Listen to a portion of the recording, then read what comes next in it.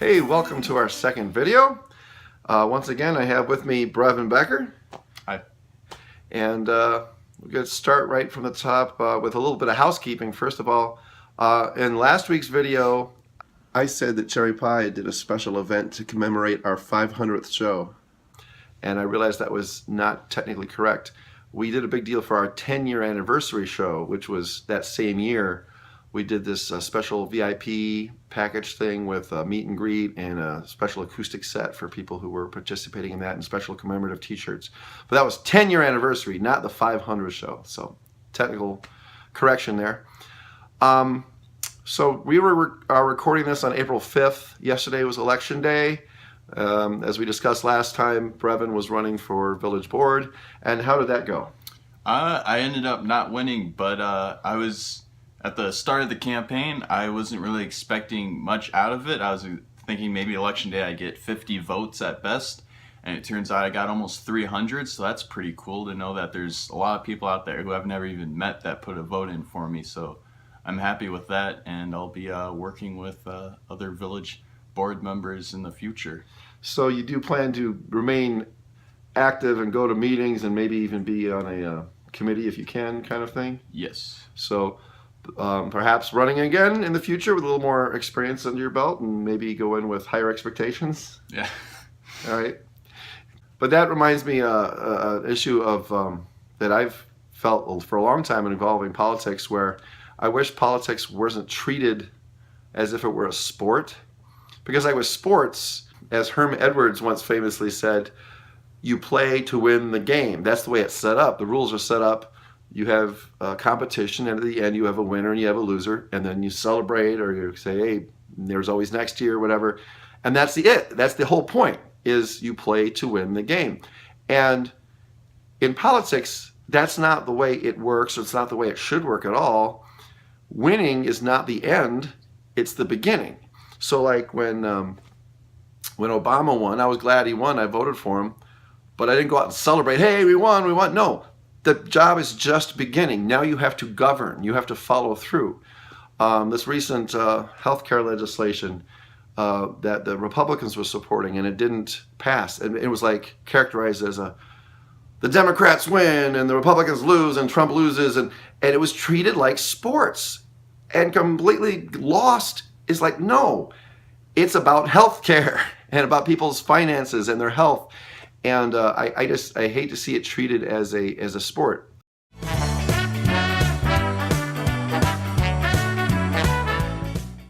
This is picking up from last week where you did the Ask Me Anything. So let's resume. Go ahead with the next question. All right. Mary asks, have you ever thought about writing jingles for commercials, or cities looking for a catchy phrase? I have thought about it, I suppose. I have at least one friend who's done some jingles, and he's good at it, and I think I would be okay at it, but I just have not seen the opportunities. I haven't gone looking for it, and people have not come to me for that. So I guess I haven't thought about it a whole lot, but sometimes just because you can do something doesn't mean other people want you to do it, so it's a matter of opportunities.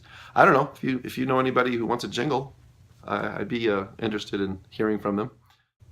Jennifer asks, what's the best show you've played? What's your favorite song to play? Do you ever get nervous before a gig anymore? All right, 3 questions. 3 questions in one. I have played thousands of shows, and there have been some really good ones over the years. But instead of trying to parse through all that, I'm just trying to think recent history. The show that Cherry Pie played at the Harley-Davidson Oconomowoc this past September was pretty good. You were there running the video wall. Yep. That was a pretty good show. That was one where the video wall kind of broke.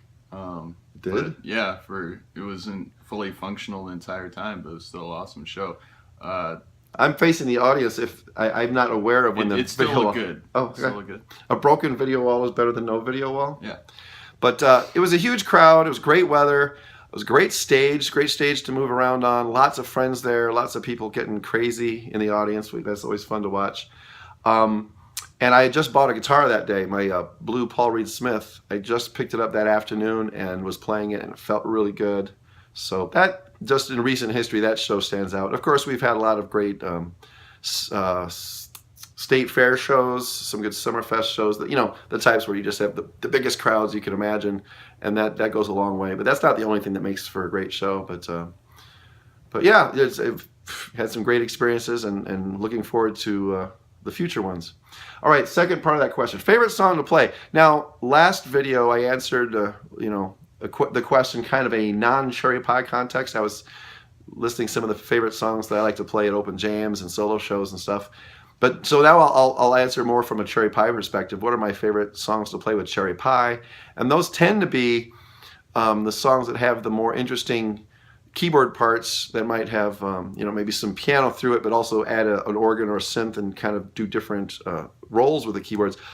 In general, any of the Styx songs that we've played kind of fit that role. I love playing Come Sail Away, Renegade is fun, Lady, songs like that. Along those lines, I love playing Carry On Wayward Son by Kansas, Foreplay Long Time. Guitar-wise, I love playing More Than a Feeling by Boston. I love how my acoustic and Dave's electric kind of blend together, and the dynamics of that song, and the emotional impact it has. So those are the ones off the top of my head that I think are my favorite to play. And what last one? What, getting nervous? Yeah, getting nervous before a gig. Yeah, not really. I remember the first show I ever played in front of a big crowd, the first rock band show. I was at a band called Toys back in 1989, and we were playing a ski show in downtown Madison. And before the show, I looked out and realized there's a lot of people here. I've never done this before. There was over 1,000. And so I was a little nervous, but I was excited about the challenge. And we started the show, and a couple songs in, I was like, this is great. I mean, this is not a problem. I thrive on this. And ever since then, that's not been a problem. Now, not to say that I never get nervous, but if I get nervous, it's not about the crowd. It's about my sense of preparation. If we're doing songs that I'm unsure about, or if I don't feel quite prepared for one reason or another, that can make me nervous. Did you go to the bathroom before the show? In 1989? Well, is that one of the things you worry about? Only if I'm sick. I don't know. Have you ever had an issue with that? No. Okay. Almost threw up once on stage. When was that? That was the Josh Becker show at it was some kind of cabin-esque type bar. Cabin-esque bar. And then I drove Courtney home later that night. I don't know which show that was referring, but why did you almost throw up? I think it was some bad Rocky's Pizza or something. No. There's a sponsorship we're never going to get. But I'm not aware. But you almost threw up, but you didn't. Did you? I threw up after the show, but I almost did it in one of the last songs. Did you know where you would throw up? Like, did you? I mean, I assume there wasn't a bucket handy, but if you were to throw up, would it have been on your snare drum or off to the side, or? I don't know, you can kind of cool hitting the drum, it splashes up. Oh, good visual effect, yeah. That makes the lights look good. But a good experience for maybe next time you go into a show not feeling your best, maybe to be prepared with some buckets or whatever. Yeah, it's always a learning experience. Okay, this is the next question. All right, Paul asks, do you want to sell your house, please? Question mark. All right, that's Paula Becker, no relation. She's a real estate agent, so she would love to get her paws on our house, but no, we're not selling. It's a nice house. The only reason we'd ever want to sell is if we became insanely wealthy and could upgrade big time. But short of that, this is the house we want to live in pretty much forever, I think. So sorry, Paula, but appreciate the interest. Doreen says, before you dedicated your life to music, what was your occupation? All right. Well, this was addressed in the last video, and to summarize again, I do have a degree in commercial art. I've done illustration and design, but more kind of to the underpinnings of the question, there really wasn't a point before I dedicated myself to music. It was always there. It was only a matter of if it was something that I could do full time or not. Christine asks, when you respond to these questions, you should do it on a song. That would be cool. So I should be answering these questions with a melody. Yes, I used to be an artist, and now I'm a full-time musician. Be careful what you wish for. Dave asks, what's up with Josh Becker Electric? All right. Well, that is what I used to call my three-piece band, Josh Becker Electric. And I called it that because I was doing a lot of solo acoustic shows, and I wanted it to kind of very specifically differentiate between the solo shows and the band shows. And it started off with me just playing electric guitar and having bass player Courtney Hollis. And I've gone through a series of drummers. The seventh drummer is the one that lasted the longest, and he's sitting right next to me. 7 drummers, that sounds a lot like Spinal Tap. So, hopefully you will not be... I almost was the one that choked on their vomit. Well, I guess, yeah. Wait, no, he choked on someone else's vomit, right. Yeah. So as long as it's your own vomit, I think you're okay. But we worry about spontaneous combustion, so we'll... But anyway, and then later... I started adding acoustic guitar to the show. I added piano to the show and just changed the name to the Josh Becker Band, which is what it's been for a while. We stopped. Last gig we had was last August, so it's been, like 9 or 10 months. And really, it was just a combination of things where I was starting to do a lot more dueling pianos. Brevin was getting his opportunity with Casket Robbery. We talked about that last time. And I just stopped booking it, and Courtney's got her stuff going on. We're not against doing it again, but we just have not been marketing it. So that's really what's been going on with that. Cheryl asks, do you sing Ah Leah lately in the Cherry Pie shows? I love that song, and my middle name is Leah. Ha. Okay, Ah Leah is a fun song that I've done in several bands, going all the way back to Jukebox Heroes. I wasn't singing that one then, but I was playing on it. And then later I sang it with LP the Band and then with Cherry Pie. We did it for a long time, and when we started doing it, we actually used a vocal sample to get that big harmony during the choruses, and we only did that for a couple songs, and there came a point where we decided not to do that, just out of principle. But we did do it a couple times after that, and it worked. We got enough vocal harmony on it. I'm not really sure why we haven't brought it back for real, because some people do seem to like that one. I mean, of all the songs that I sing with Cherry Pie, which is not very many, that one is the one that people seem to bring up the most as being a fun one. So maybe we should consider it. What do you think? You like that song? Yeah. Heard it a million times. And 1,000,001 is not too many. Right? So, okay. All right, the next question has several parts, so let's tackle it one by one. Go ahead. All right, Cinders asks, do you have any children, and do you plan on having any more at this point in your life? I do have 2 kids, and half of them are sitting right here. Ben is 21, Brevin's 19. Those are my kids. I have a stepson, Jake, who is 17. I do not plan to have any more. In fact, that would be physically impossible at this point. I've been serving unleaded for a while now.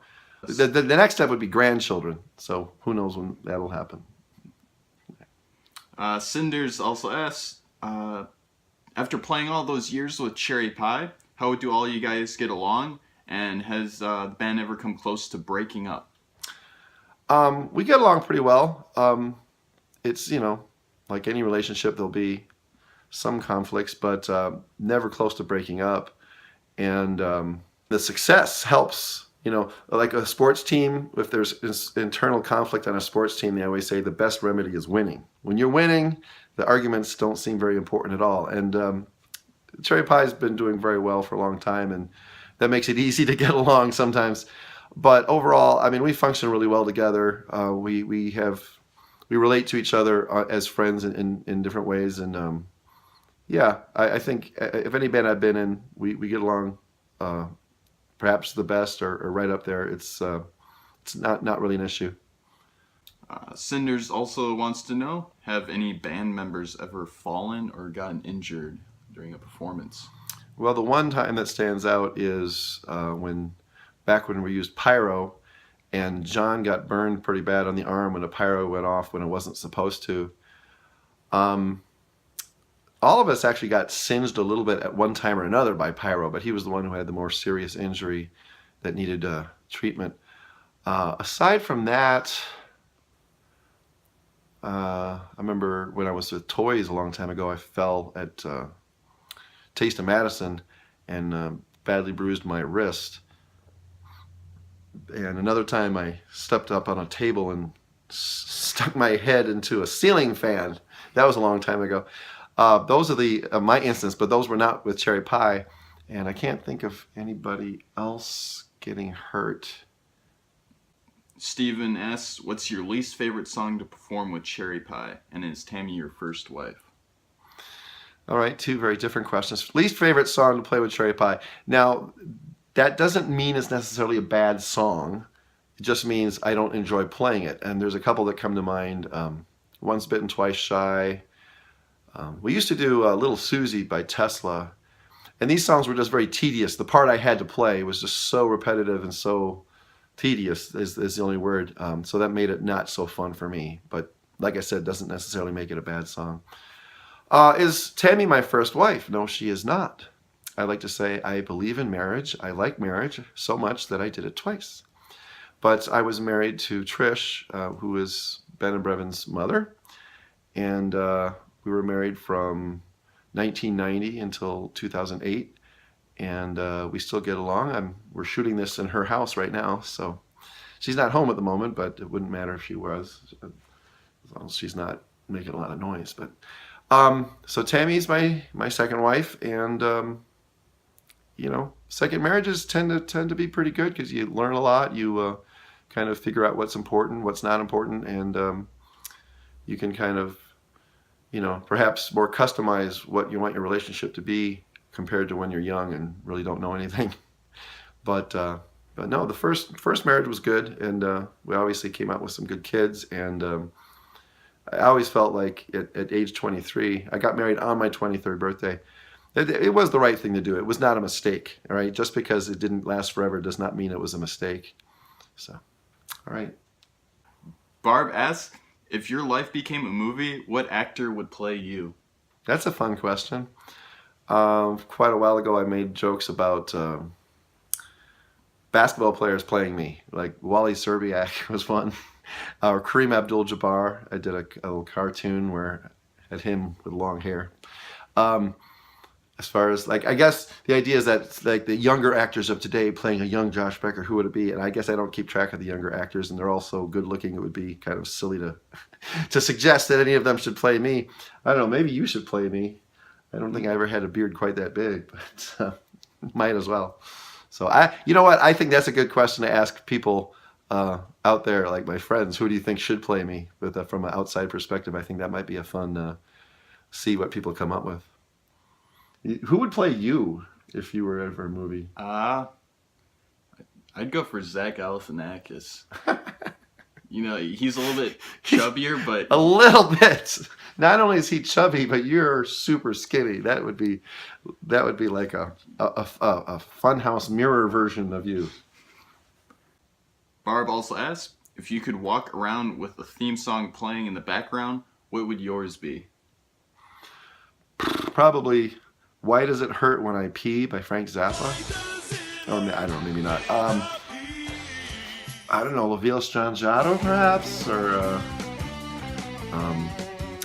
how about for you? Do you have one that you think would be your theme song? During high school, I had a little Bluetooth speaker. All my friends did. We each had a theme song that we played as we walked through the hallways, and mine was a song called Laffy Taffy by a rap group, and it was like, girl, shake that Laffy Taffy, that Laffy Taffy, girl, shake that Laffy Taffy. They call me Mr. Bubblegum. I'm looking for Mr. Jiggle Stick. I wanna cause you so thick. Girls call me Jolly Rancher cause that lasts so long. You can suck me for a long time. Oh my God, girl, this ain't no dance floor. It's a candy store. But yeah, that was kind of like my theme song. Wow, that's great. I'm not familiar with that song, but it's funny that with you it wasn't even a theory. Like, what would it be if you had a theme song? You actually did it. You had the speaker and everything. Oh yeah, that's funny. All right. Sammy Ray asks, what is your pre-show mental process, and how does it differ when you have to play an instrument which is secondary and not your main comfort zone? All right, now Sammy is a professional musician herself. I addressed a little bit earlier how the only thing that would make me nervous is if I felt unprepared at all. And I think she's totally relating to that, the idea of playing a secondary instrument or something that makes you feel maybe like you're not 100% prepared for this particular show. As far as a pre-show mental preparation, I admit that for a long time now, there isn't much of one. It's not that it's a job you go to, because I when I was younger, I remember working with some musicians who talked about playing gigs as, "Go, time to go to work."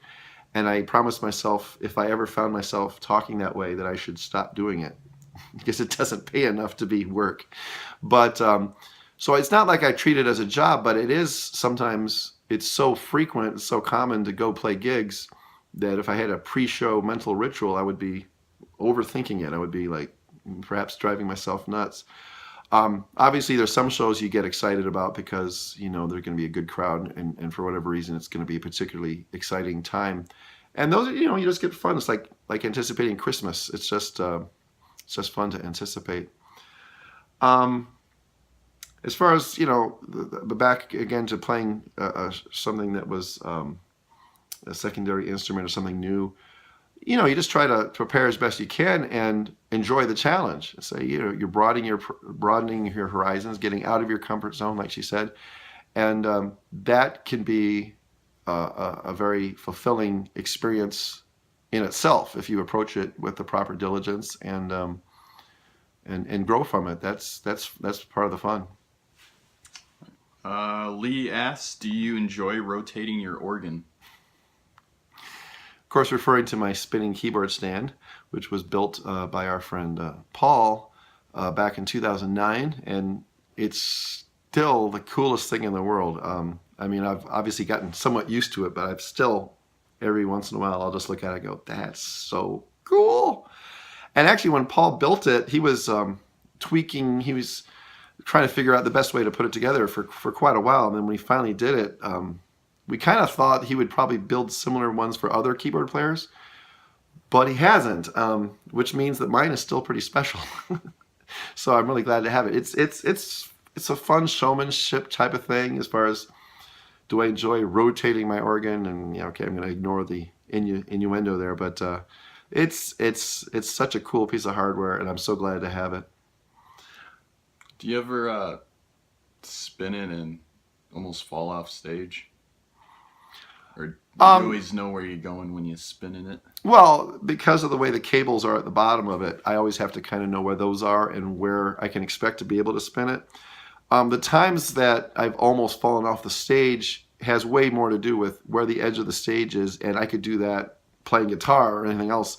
You know, sometimes your foot finds that edge of the stage and like, whoa, but it's not really directly related to doing the keyboard spinning thing. I know sometimes you like to just spin the keyboard around, let it spin a couple times while you just stand there. Like I've seen you do that a couple times, where you like send it spinning and then you catch it again. But it never actually goes around more than like 1 1/4 revolutions. Yeah. Have you ever like caught it weirdly and like slammed a key and it was awkward? And oh yeah, that'll happen once in a while. But hope, you know, it's like any other mistake. You just kind of hope they don't notice. Jay asks, what is the meaning of life? It's always interesting to hear people's take on that. Oh, meaning of life. Okay, so this is something that we could spend a lot of time on, and maybe we will at some point in the future if anybody is interested. But I guess to summarize it, I think people need to bring meaning to their life. They need to give their life meaning, and that's not that hard to do if you kind of think about it. I mean, I think my life has been given a lot of meaning by what I do with music. It's certainly been given a lot of meaning with my relationships, my marriages, my friends, and of course my kids. And you know, things like that will inherently, you know, give your life meaning. And there's tons of other things that can. So part of what I'm saying is that I certainly don't believe in life just having meaning automatically or being bequeathed meaning by some, you know, revelation of higher power or that kind of thing. Not to say that any of those things are completely ruled out as possibilities, but I don't think any of those things are knowable right now. So I'd rather, you know, direct my energies towards things that I know are real in my life, and such as the things I mentioned earlier. So that's how I kind of approach it. And you have anything to add to that? Um, I guess I say life is a bunch of experiences. It's not necessarily about living, because maybe sometimes you'll regret living, but that's an experience, and yet life is just a bunch of experiences. It's gonna be okay. Well, yeah, they say it's a journey, not a destination. Life's what happens when you're busy making other plans, and it's life is what you make it. And if you're sitting around waiting for somebody else to give your life meaning, or if you're looking through, scriptures or whatever, looking for that meaning, I think you can find things that might, make your life interesting. But I don't think that's something that we believe in, like counting on. That's, I think there's a lot of things that, you have experiences, you have things that become important to you, and you act on those, and everybody's life is their own book, and you make of it what you can. And like I said, if anybody's interested in discussing this further, we could do that in a future video or conversation. Just let us know. Linda asks, how did you manage to find such a beautiful wife? Pretty simple. Grew my hair and joined a band. ChristianMingle.com. Alrighty, and the last question from Sean. How the hell do you manage to remember how to play every song you've ever played in your life? Well, I'm glad it might seem that way. Songs aren't that different. Well, there's only so many notes you have and stuff. It is funny that there's sometimes I'll look back at songs that I used to play, and I know I used to play. I know I used to play them, but I haven't the slightest idea how they go now. I don't know what key they're in or anything like that. And sometimes that's funny to kind of observe how something that was forefront of my brain is no longer there. In particular, some of the classical stuff, like I have videos where I'm playing piano accompanying Brevin on violin or Ben on oboe, and I'm playing these classical pieces that I had memorized, and I'm watching these videos going, I don't remember playing that. I would not have the slightest idea how to play that particular piece right now. So obviously, yeah, but to the extent that I do know a lot of songs, and that sometimes it seems like I retain everything, I think, Sean, you know a lot of songs too, and musicians, you just what you love to do and the songs you love to play will stick, and the repetition of some of them. And now, what maybe a further update on you aside from the election. You played a gig with a new band this past weekend. You tell us about that? Yeah, I was fill-in drummer for the band Your Mom, and it was... What do you mean, my mom? What? Oh, that's the name of the band. You can check out the band Your Mom at yourmomwasgreatlastnight.com. It's not a joke. That's the actual website, and they're... well, it is a website and a joke. It can be both. Yeah. And we played up in Tomahawk, Wisconsin, a nice little bar, and it was a pretty awesome show. We got some people dancing, and it was really nice. Got to stay in a nice cabin up there. Very beautiful. Now, Your Mom includes keyboard player Bill Anderson, who comes to our open jam at the Red Zone in Madison most Tuesdays. And so he's a real cool guy, really great keyboard player. And Phil Dickert is also the leader of Your Mom. And it's a brilliant band name, because it's hard to use it in a sentence without giggling, right? But Phil has been to the open jam a couple times, and he sings and plays guitar. And the bass player Rob. And bass player Rob, who I don't think I've met. But yeah, they asked you to do a show, and you did one, and you're probably going to do at least another one, and who knows how many more in the future. Just some recent developments since the last video that you hooked up with this cover band. All right, so I think that'll bring this video to an end. I think we plan to make more of them. We're going to try to keep them a little more compact. I know the first one was 51 minutes long. But if people want to watch, we're glad to keep making them. And if anybody has any suggestions of things for us to talk about, just let us know. And in the meantime, I guess for Brevin and myself, take care. We'll see you out on the road.